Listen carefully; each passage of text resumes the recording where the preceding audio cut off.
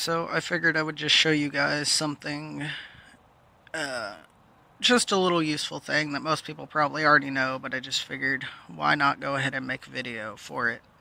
And it's how to get a free car wash in Offroad Outlaws. First off, let's get it dirty.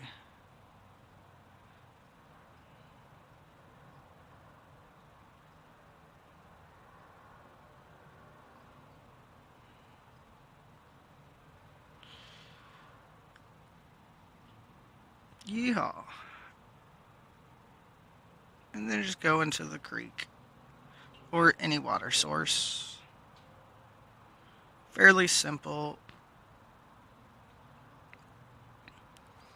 Just figured if you guys didn't already know, now you know.